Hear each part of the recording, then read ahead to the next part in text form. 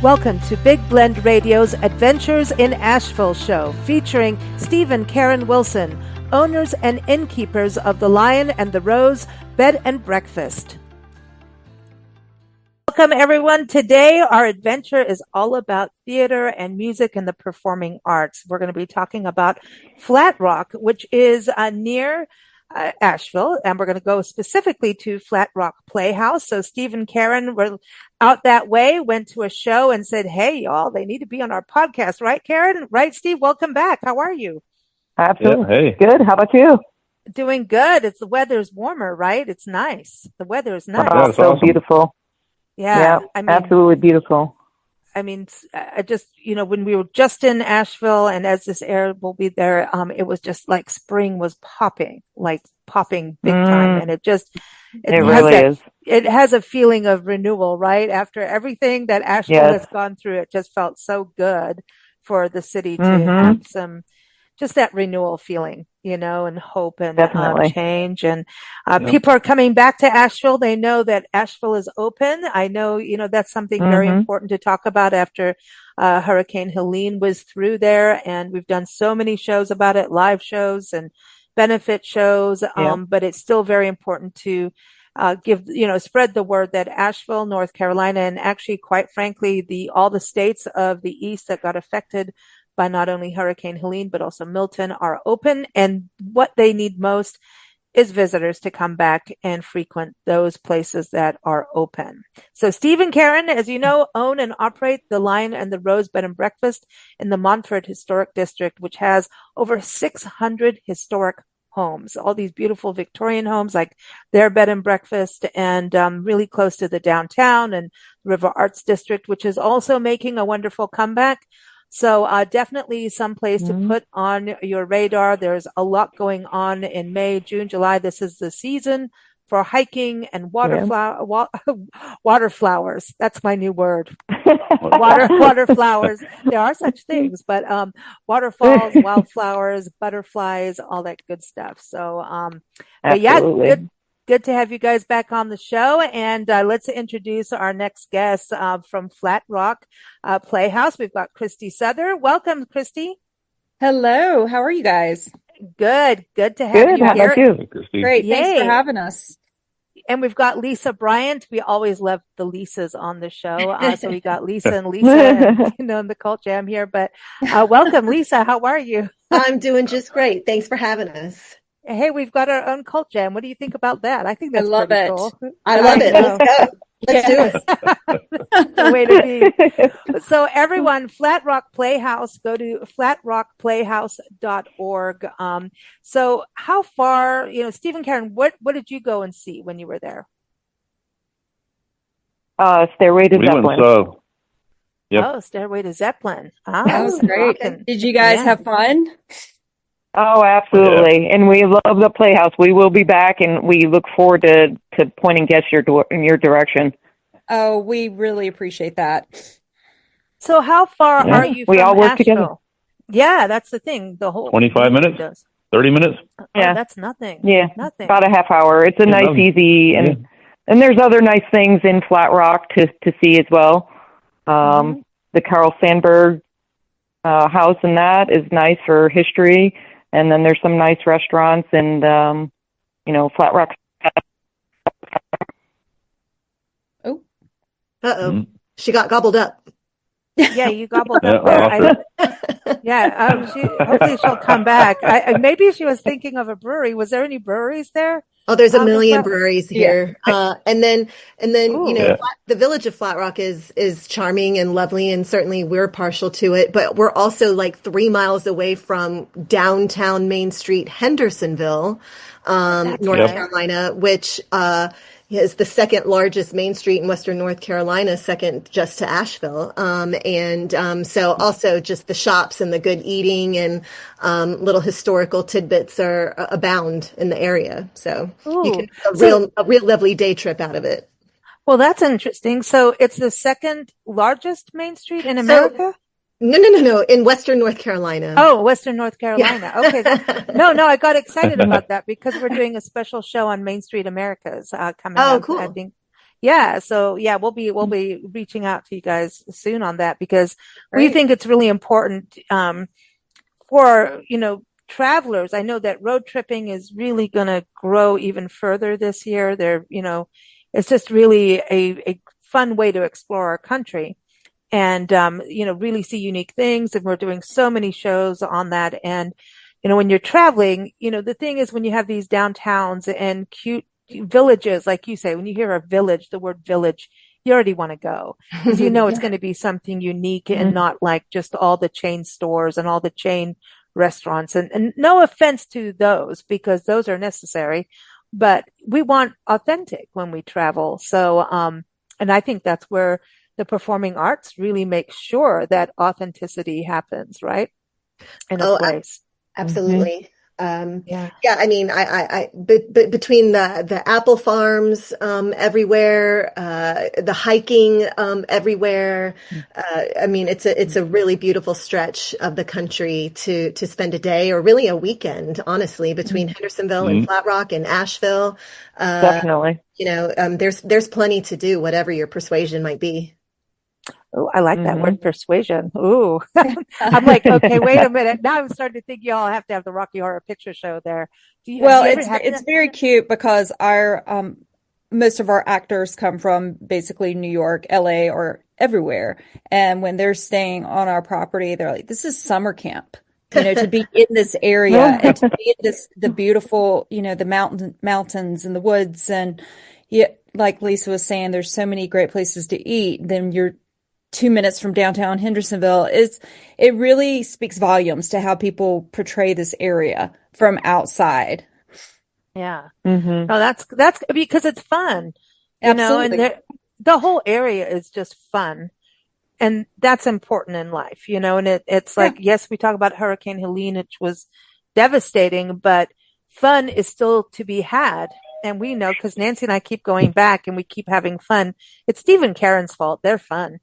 They make sure you have fun. They're Mr. and Mrs. Wild. They're either hanging out and, hiking somewhere crazy or like searching for waterfalls or going to concerts like, the Led Zeppelin style of things there. But okay, so Christy and Lisa, can you give us a little bit of background of the Playhouse itself? Because it's got some good history, right?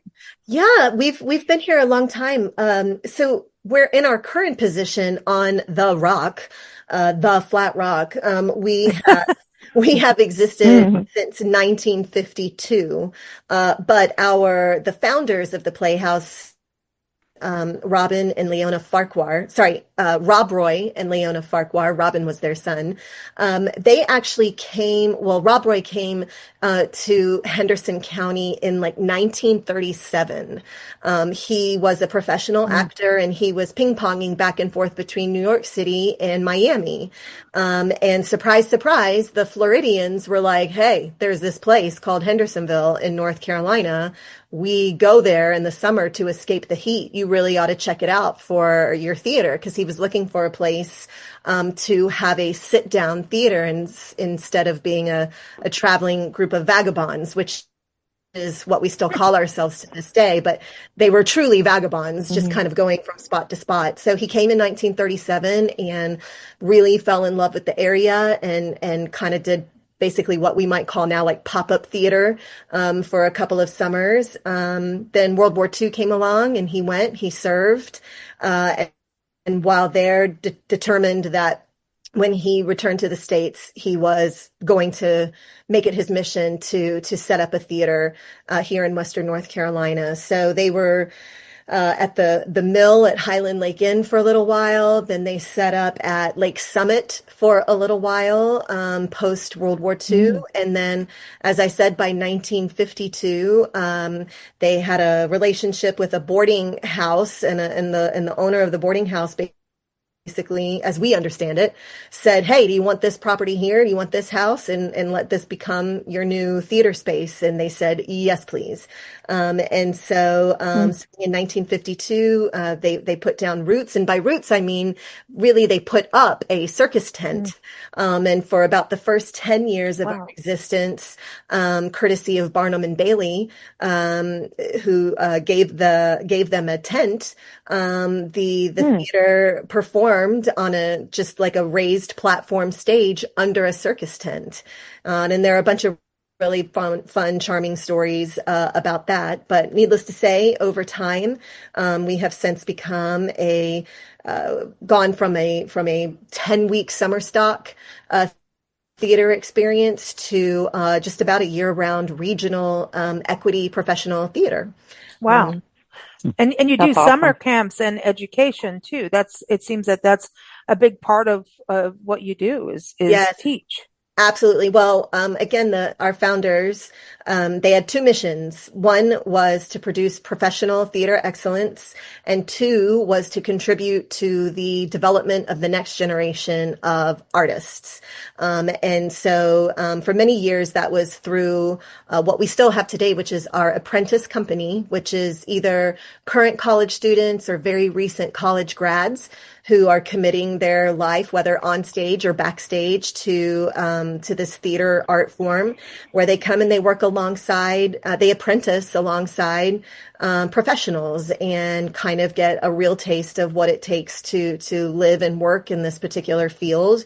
And over the years, then we introduced K through 12 classes, and then we're really proud of our sort of ongoing professional development opportunities, where a professional might come in as an actor, but then go, I kind of have an interest in direction, or I kind of have an interest in choreography, or actually I have an interest in scene design, and they go into the design side of theater. And so education is both literal insofar as classes, and also just sort of intrinsic in terms of the culture and the history of the theater now for almost 75 years. Wow. Amazing. Amazing when you think of that. Yeah. I love that you're doing all sides of it, but I know that right now you've got Cats is, on show right now. And that runs, you've got about 10 days left as this airs to go and see it. But this is, Cats is such a iconic show, but apparently yours is really important to go to. Well, we're really proud of it. We just opened a few days ago, per when this airs. But yes, when we reached out for licensing to do the show, they said yes, you can do it under the guidelines that you have to come up with an entirely new presentation. You can't do the original choreography. You can't do the original set. You can't do the original costumes. You have to come up with an entirely new concept. We don't really know why. We just sort of speculate that it's been around for so long that Andrew Lloyd Webber and company just wanted to see it refreshed and wanted to see new ideas that might be brought to it. But anyway, we were like, okay, challenge accepted. Let's do this. And so, I don't really want to give anything away except to say that if you're a Cats purist, you'll still love it because it's all the great music, and it's really a dance. It is a dancer's show. It's just extraordinary dance from beginning to end. And our choreographer, Michael Callahan, has just created absolute spectacular magic on stage with the choreography. But the whole premise, the whole way that it is presented is, as required, something totally new. And the feedback that we've already received from patrons who have come has just been bullseye, exactly what we hoped for in terms of, I think some of the Cats, let's call them haters in the world, we're always kind of like, what is it even about? Like, what is Cats about? What are we doing? And so I feel like we've offered an answer to that, and the audiences are getting it and they're loving it. And so we're really proud. We're really excited to have been a part of this challenge. Yeah, I kind of want to jump in because that's what I do best. And first of all, I have to give Lisa credit because she was the director on Cats, and it is just fantastic what she did with this production. So you are talking to the director as well. And secondly, that's cool. Yeah, it's very cool. But what's even more cool, in my opinion, is yes, we were challenged to make this production completely different, but that's what we do with all of our shows, basically. It is, I think it's important for people to understand that, and I use this phrase way too much, that it's not a magic bus that comes in here. all of our productions are almost custom boutique, like every little detail is handled. It is not the same show you're going to see somewhere else. I just think that's super important for people to understand that we are producing that it's a very special, unique art form that's being carried through here that maybe you wouldn't see at a bigger venue. And going and having to get these licensing, get those contracts, right? Do you have to like go back to them and say exactly what you plan to do? And do they have to see like recorded scenes or something like that to be able to do it? No, I know, I just know it's expensive to do. So I think people that are patrons, may not know that actually getting something like Cats is a big deal. It really is. Yeah, Yes, I think so. Yeah.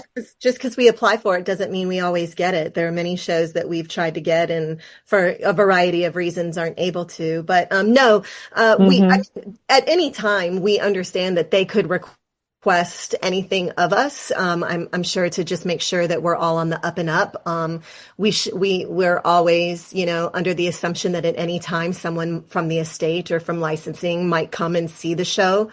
I would love for them to come and see this particular show. I think I'd be really thrilled if they would do it. It doesn't usually happen to my knowledge, but no. I think mainly in my experience, I think they are keen to check the reviews, and kind of get a sense of what the reviews might be saying and make sure everything's sort of copacetic from that lens. But I would love for them to come. So let's talk about the next one coming up in June. Beautiful. The Carole King musical. Oh my gosh. Beautiful. Yes. Well, so we work really hard to try to get input from our audience and get a sense of what they're interested in seeing. And so probably every 3-ish years, we'll release a survey and just kind of take the temperature of our patrons, and have them, we offer them a huge body of titles and ask them to choose however many, per musical, per play, per music on the rock, which is what you guys came to when you came to, Stairway to Zeppelin. That was part of our Music on the Rock series, our concert series. And that was very nice. So Beautiful in our 2022 survey, ranked number 1.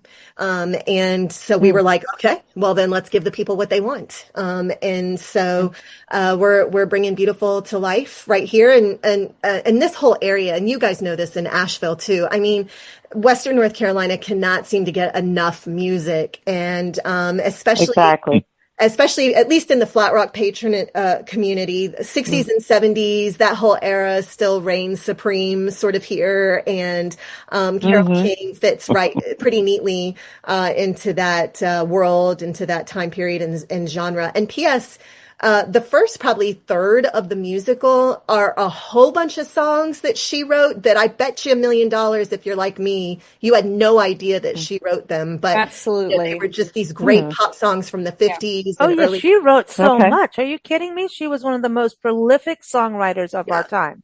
Still to this day, I look at her like she did. I mean, I think she's just brilliant in how much she's done. I mean, that was her beginning before she started performing, was songwriting for so many people, right? That's right. I mean, that was her whole, and I think that in the story of Beautiful is the story of her life and how she came to be the front man eventually, in terms of her writing. And I really want to tell you what that was, but then I'm giving away, plot. So I do want to give her a shout out because Carole King has done so much for saving and putting out the word about wild horse issues.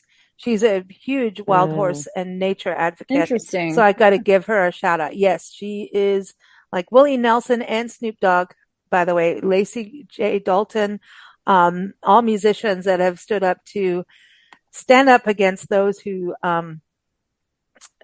do not take heed of the actual federal law of managing wild horses properly. Anyway, I'm trying to be very politically correct on that. Well, that's an interesting fact. Yes. Yeah, no, especially out in the West.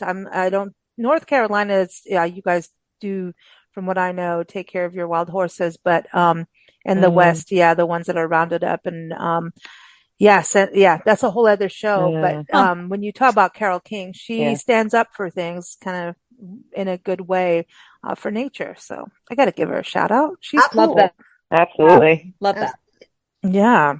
And to be writing at the time that she was writing, it was pretty incredible what she was able to achieve. So we've sort of been telling folks, if you love Jersey Boys, which was our big hit last summer, this is sort of like Jersey Boys Girl. Yes. Yeah. Yes. But wait a minute, you've got a Jersey Boy coming, don't you? Oh yeah. So yes, that's a great little segue.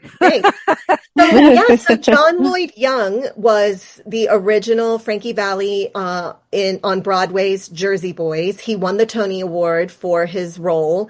Clint Eastwood then plucked him for the movie. So if you've seen the movie Jersey Boys, it is on John Lloyd Young in the role of Frankie Valli.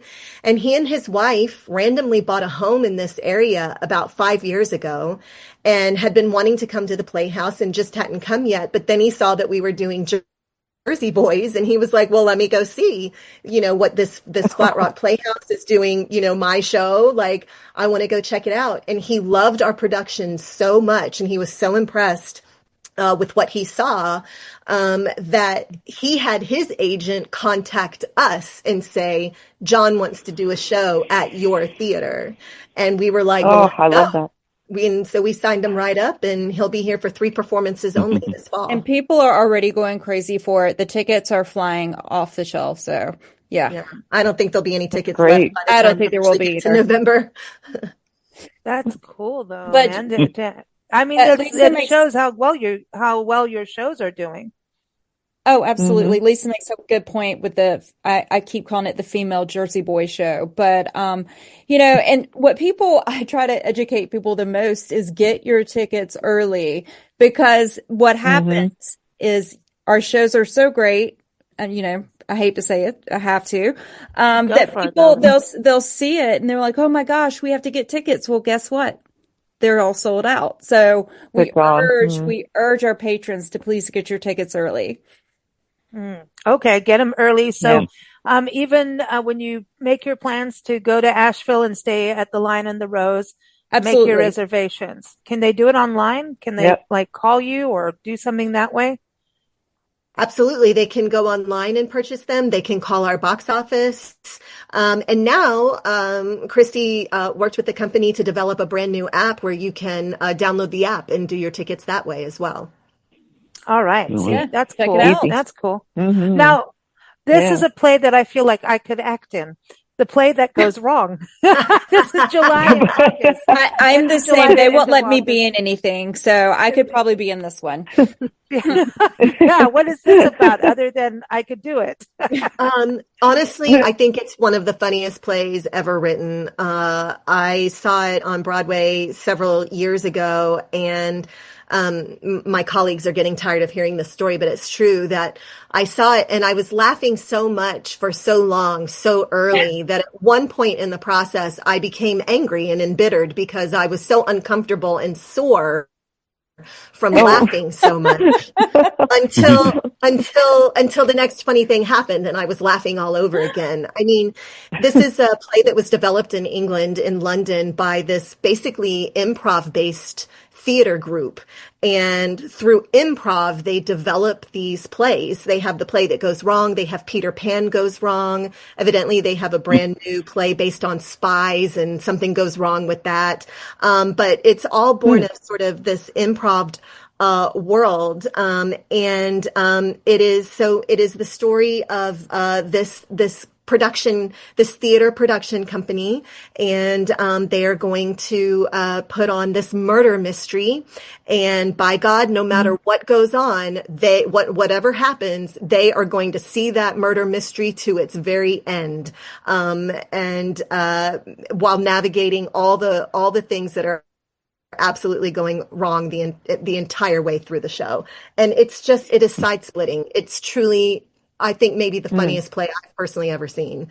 So we're super thrilled to bring that to the community. And I think, after the hurricane, we have to pick our season so far in advance, usually about a year out. We are I'm already thinking about what we're going to do for 2026. And We had a whole different season sort of identified last fall, and then the hurricane came, and for a variety of reasons, impact and otherwise, we needed to sort of restructure what our original intention had been.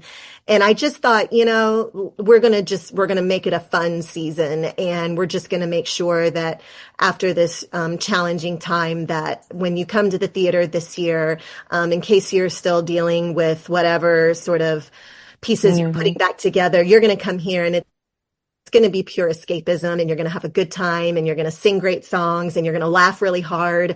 And so the play that goes wrong was like a perfect little jewel to stick in the middle of our summer and just let everybody just come and forget everything and truly just laugh really, really hard. So I like it. Sounds Now great. we've got murders though. It's going to be fun, guys. I'm looking at the rest of the year, and I want to give people a heads up. So Murder on the Orient Express, that's a famous one too. That's a famous Agatha story. Christie. It was our survey. It was the number one mystery requested, and we just hadn't found a really good version of it. And then Ken Ludwig, who's famous for Lend Me a Tenor and The Three Musketeers, he's got several really famous scripts out there. He adapted a version of Agatha Christie's Murder on the Orient Express, and it's really charming. Did you guys see the movie Knives Out a few years ago that came out? The movie Knives Out. No, I did not. Super silly. So, it's Agatha Christie, so it's a brilliant murder mystery. But it's just got a whole company of dynamic personalities that all of them possibly did it, and so it's just going to be a lot of fun to sit with the audience and see if they can figure out who the culprit is. So looking forward to that one. And then we've got Autumn at the Opry that's been super popular for us. This will be version 3.0, and we've just got such tremendous musicians and vocalists, and really it's just a night of really great music. All of it Opry centered, or Opry adjacent. But we have a really good time with that. And then we got Billy Joel and Elton John and John Wayne in our very, very popular Playhouse Christmas. So it's a big, exciting season coming up. Yeah, I mean, it's Definitely. Like, when do you guys ever have downtime? I'm looking at the dates in between shows. It's We don't. Yeah. I mean, you got to have beer time. We make time for that. Yeah, beer time was like at the end of every show. It's like, okay, beer time. We had the show. It did it. Yeah, I tried to do a podcast yesterday without beer time, and that didn't work. I always know, it didn't work. But it's a Sunday tradition, and if you don't have wine or beer during this, any kind of show on a Sunday, because we used to have a show called Champagne Sundays that was live, and we'd have bubbles. It had to have bubbles, no matter what it was, beer, bubbly, whatever. And every time we do a show on a Sunday, if we do not have any kind of bubbly around, something happens. It's weird. Well, don't you have that in theater too? Don't you have like those kind of weird suspicions going around about? Yes. Yeah. Live exactly stuff is freaky, but it's cool. Fortunately, at Flat Rock Playhouse, you can come see a show and have wine or beer. We offer both of those things in our concession stand. So we're coming a little quicker. You won't go thirsty. No, come early and enjoy. And we've got beautiful gardens that are tended to by our master gardeners. So you can come early, walk around the property and have a beverage and just truly make an afternoon or an evening of it. That's really cool that you guys have got this, and the history is so cool about it too. I love what you're doing, because there's, the Opry, that sounds so fun for that region too. It feels regional. Yes, it's a sellout every year. And what I love about our motors, especially, is that, that's the music on the rock motors, we call them, is that all the concerts are so different. And so it's really fun to see the different folks that it attracts, like we see different populations of audience members coming for the variety of artists. And so that feels great too. I mean, we like to say we try really hard to to offer at least one thing for everybody in a season. You know, we hope that you'll come to a bunch of things, but at least there's like something for everyone every season. Yeah, so. absolutely. Well, yeah. And once people get here, they see how special it is, and they just want to keep coming back because it is such a different venue from a lot of places. Well, I think this goes with Steve and Karen, you guys, you know, as Asheville is really an art scene, right? Of course, beer, food, the culinary art scene, murals, galleries, the music part of it is huge. And the performing arts, I mean, you've got the Shakespeare that happens, right, in Montfort every year. Down the road. Yeah. So I think this really, you know, broadens out the whole scope of people coming for an artful experience, even going to the Biltmore Mansion. You look at architecture as art, right? Exactly. I think Asheville's architecture is a trip, man. You've got a little bit of everything going on in Asheville. Seriously, there's like something like this little retro style going, and you know, then you've got like streets with bodies under them from history. Seriously, I mean it. The Church Street, people are buried under there, you know, and so that's why some of the roads are wavy. I know. Asheville's cool. Asheville is a different place. Yeah. Well, they say it's a vortex, right? And Nancy and I keep coming back. We haven't, ever since we first came to Asheville and we met Steve and Karen, they were the first people we met. And it was an interesting meeting too, and story how we got there, but that's a whole other show. But oh wait, that does lead me to Steve. Is Dirty Godiva, does that have to wait till fall for the beer? Or we still have just a little bit left. Oh, you got to hold on for that for Nancy and I. You know, by the way, when you check in at Steve and Karen's, you get a beer, home-brewed beer, Dirty Godiva. Yeah. And they have packages where if you stay 3 nights, you get a little mini keg in your room. Like, who doesn't want that? Yep. You know, roll over and sip. No, just well, we definitely should talk to leave your room. Come see a show while they're staying with you guys. You know. Yeah. It's like absolutely, this is so perfect. I mean, it just when you think about everything in Asheville, it just you keep coming back because there's no way you can do everything in one visit. There's always something. Yeah. The seasons are gentle. Well, we had that one little incident, but you know, it started in Asheville. It traveled in, but that's not the kind of visitor Asheville wants again. But no, really, the seasons are beautiful, and now is and the fireflies are coming out now, right? Soon. Are they out Pretty yet? soon. Should be soon. Yeah. No. Soon. Few End weeks. of May. Yeah, in a few weeks. Middle May, I think they're predicting. Okay. All right. And salamanders are out, Steve? How's that happening for the nature side? I know you're always looking for salamanders. We've seen a few. We've seen a few, but our favorite place is still closed off, so we haven't been able to go hunting around too much for them. But you saw baby hellbenders, didn't you? You saw baby hellbenders? Yeah, we saw one, yeah. We did, yeah. Yep. Last month. That's cool. Well, this is the thing. I mean, there's hiking. You can go to the Arboretum, and there's art there. Speaking of art, there's always art. Is that Nature, National Geographic Wildlife Photography exhibit still going, do you think? It is for a couple more weeks, I think, only. But it really is a great exhibit. Yeah. Then, like you said, too, a lot of live music, like the Orange Peel, and there's just so much going on for the arts. So I think I love this, that Flat Rock is like a little day trip you can do, you know, from Asheville too. You know, go in, have a day trip, have a drive. The driving around the area is just beautiful, you know, so go there, like you were saying, go explore Hendersonville and then go over to Flat Rock and end the day with a great show. This is awesome. A lot of our actors and production folks here, that's what they do. They'll go to Asheville for a little day trip. So it's not that far. Yeah. It's easy to get out of town sometimes. And it's a nice little day trip. If you come for an evening show, you're home by 10 o'clock, hopefully. And it's not bad. By 10 o'clock. Now that's good for all ages, right? Yeah. Well, everyone, again, go to flatrockplayhouse.org to learn more and get your tickets in advance, like they were saying.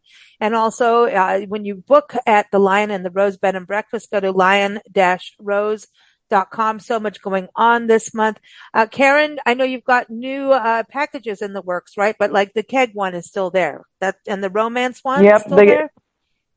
Everything we had is still there. The baseball one we started again for the season when it started early April. And we have a couple more things coming with some local partners of some nice homemade craft kind of things that are unique gifts and just nice things for like people celebrating anniversaries or birthdays or something special here. So look forward to sharing more of that next time. Awesome. Everyone, again, lion-rose.com. All the links are in the episode notes. Thank you all for joining us. Thanks for having us. Thank you. Yeah, thank you. Thank you for joining us here on Big Blend Radio's Adventures in Asheville show. Learn more about the Lion and the Rose Bed and Breakfast, which is located in the historic Montford district of Asheville, North Carolina. Go to lion-rose.com. You can keep up with our Big Blend Radio shows at bigblendradio.com.